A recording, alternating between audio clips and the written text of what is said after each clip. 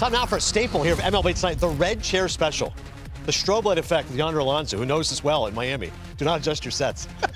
So we get ready for the big highlight of the night, and we'll go through it in detail. Before we get to the red chair special, I do want to show Yonder what's going on in terms of grip tests here. A couple of Japanese pitchers in Yu Darvish and Shota Imanaga showing off a little thing or two here. Look, this is pretty cool, right? Hey, this is how I do my curveball. How do you spin it? You know what I like about this, though? He wasn't showing him the grips 2 days before he had that start. You see, he did that after. He started yesterday. Yeah. It went the way it went. Okay, tomorrow we can have a chat. Yeah, no recon. Like, I'm not going to tip exactly what's happening. Then you can go yell at the guys, hey, here's what you're going to do today. It also tells you who Darvish is, right? As a person, as a leader. Yeah. WBC, Japan, he would do anything from a starter to a closer, bullpen. Yeah. Darvish, the legend. You're right. Mutual respect from both these guys. Very cool to see there on the mound. All right, to the highlight we go. The Cubs and the Padres as our red chair special. Bases loaded for Kyle Tucker. King Tuck, a sac fly to left. Carson Kelly scores. Cubs are up 1-0 at this point in time on a beautiful San Diego day. Next batter, Seiya Suzuki. 1 out, 2 on, and Suzuki. Turn it. Man, that's just such a good player there. It takes a little funky hop, a little fuzzy hop. Takes a play, Manny Machado, the Gold Glover, Platinum Glover. Cubs still up 1-0. Bottom of 3, Fernando Tatis Jr., who has been red hot. Basing on a ground ball to second baseman Nico Horner. Diaz scores. Padres tied at 1. No, they've been dealing with some injuries. It's all Manny and Tatis. I mean, those are the two guys that have to get going. If they hit, they have a really good chance to win games because of that starting pitching and that bullpen. Machado, by the way, signaling a ground ball to the left. Tyler Wade scores. Padres take the lead 2-1. So, Yonder, take us to the Machado at-bat that led to that go-ahead single. Yeah, look, I think when I look at this at-bat, it was a change of at-bats. It was a change of location and what he wanted to do. I think early on, he really was set up somewhere middle, up and in at the top of the zone. And you can tell by the pitches he was taking, he wanted to go after those pitches. He just thought they were in or they were down. As you can see right there on that 1-1 pitch, it was a fastball up and in, but he was ready for it. Everything changes after 2 strikes. He's got to protect the zone. He's got to make sure he gets a strike. Velocity wasn't going to beat Manny in that situation, and we've seen it time and time again.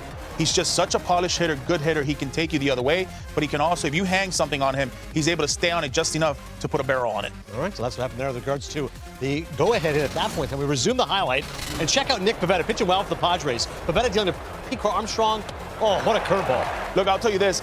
I know they've had some really good starting pitching performances, but I think Pivetta's their ace, and he's been such a great pickup. You know, Vasquez has done incredible, but I think for him, Mike King has done great. Cease was much better, but he was great.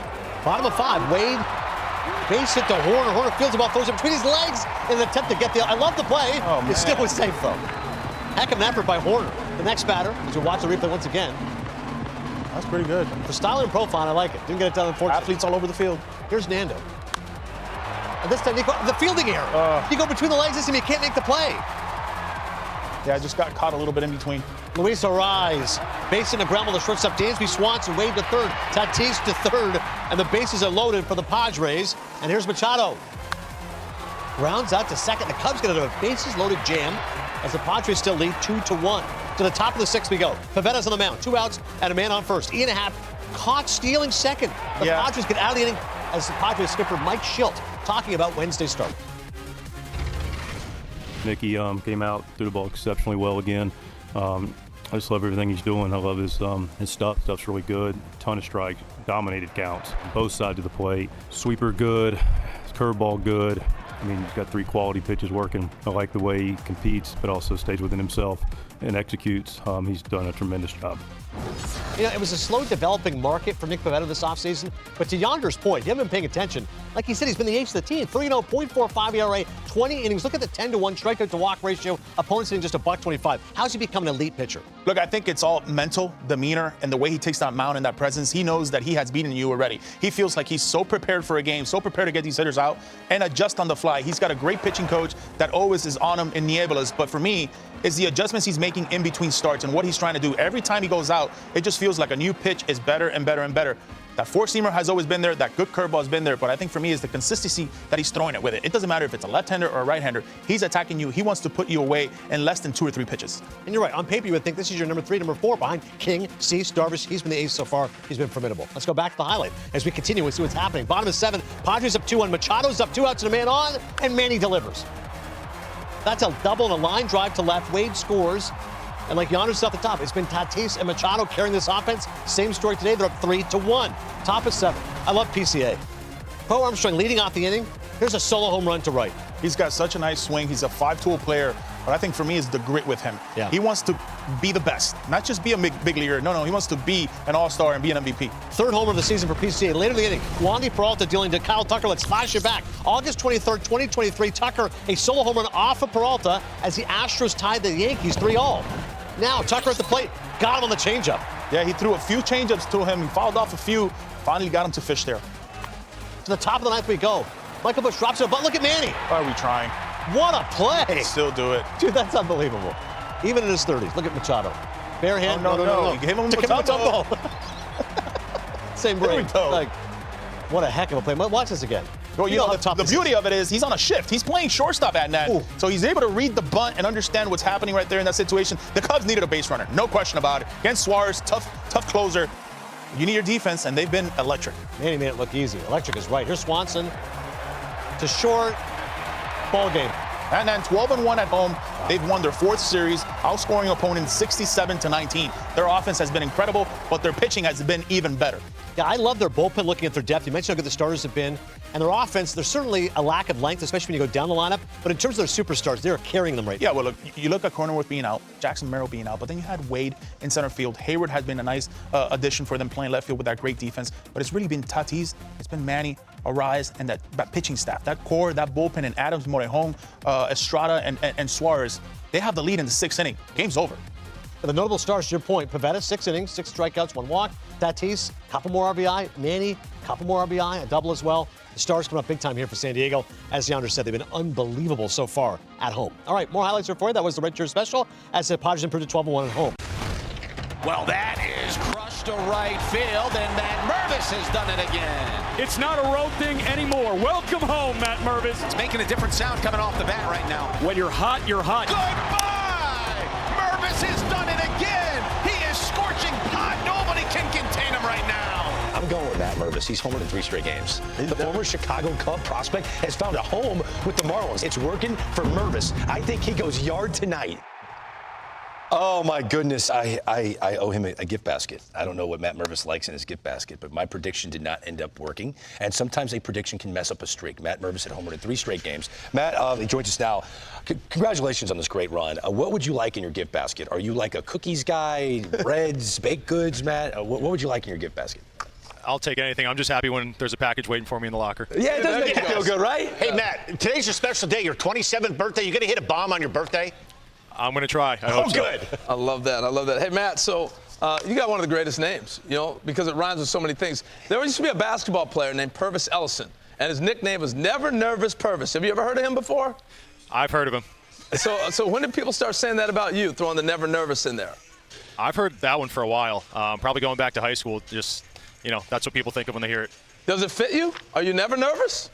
I like to think so, yeah. I think it's – I mean, you hear when we go on the road, I hear the opposite. The opposing fans call me nervous Mervis, so that's good. It's good to come back home and hear the never nervous part. Hey, switch gears, Matt. Duke grad. How disappointing was it when your Blue Devils lost in the NCAA?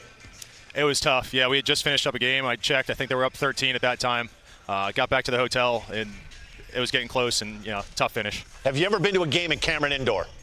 I went to a couple when I was there. Yeah, I made it a point to see those guys. As wild a scene as it looks on TV? It is. It's a small arena. They really pack as many people in there as they can. So, Matt, since we're talking about Duke, it's really taken off athletically in the last 10 years. Why is that? Why is Duke's programs taken off so well? I think it's just a great fit for any student athlete that's looking to get the combination of athletics and academics. Beautiful campus, really good facilities, and just a bunch of training programs. 5 home runs, 10 RBIs in your last 7 games. I feel like psychology has a lot to do with young players who are finally getting their footing in the big leagues. Do you have the sense that you're not looking over your shoulder anymore with this Marlins team, and maybe you're just comfortable at the plate here at the big leagues? Yeah, I think that's definitely a part of it. Having a young group here, we're all kind of in the same spot in our careers, just fighting for the next day, the next, arbitration, contract, whatever it is. And so it definitely feels good to have a good runway and be in the lineup pretty often. Hey, Matt, it's Dan again. You get an up-close look. What makes Sandy Alcantara so good? A combination of things. He's got the mound presence that everyone talks about. He's just a big, imposing guy, super confident out there, and obviously the great fastball changeup combination. He's thrown a lot of really good sliders this year. Great command of the zone. I think he's got the full package. Hey, Matt, it's back to you again. It's Harold. I want to go back to your hitting, and I think having been up earlier and been able to see what it's like, and then now you break camp this year on a roll. How important has that been? And were there things you went home in the winter and worked on that you wanted to carry into this season?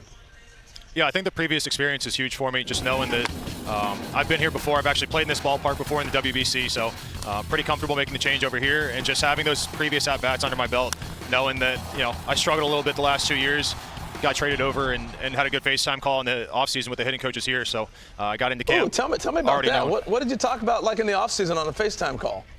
Yeah, they did a really good job of diving into what I've done well in the past and where I've struggled the last 2 years. So a lot of it's directional work, path into the zone, just really trying to stay through the middle and not do too much with my swing. And so we had a really good plan when I got to spring training, and we've just continued that work every day. I'm glad you brought up the WBC because you played for Team Israel in the last World Baseball Classic. Ian Kinsler once again named the manager of Team Israel. You're playing great. I'm going to guess they want you on the team. Have you decided officially that you'll be taking part in the World Baseball Classic next year? Nothing official yet, but it being in our home stadium so close to Jupiter, I would love to play again. All right, and by the time the World Baseball Classic comes around, do you think you'll be swayed into using these torpedo bats that all your buddies on the Marlins are using? Yeah, if I keep swinging mine this well, I think I'll stick with those. But if the time comes, then I'll make a change. Yeah. Is all the craze legit?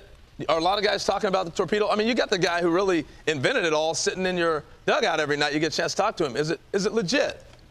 Yeah, I mean, listening to Lenny explain him, he's head and shoulders smarter than everyone else, so he tries to dumb it down for us, but I think it's legit. I think, maximizing the area where you're trying to hit the ball is a good thing, as long as the feel of the bat stays the same. Man, if he's dumbing it down to a guy who went to Duke, man, we're in trouble.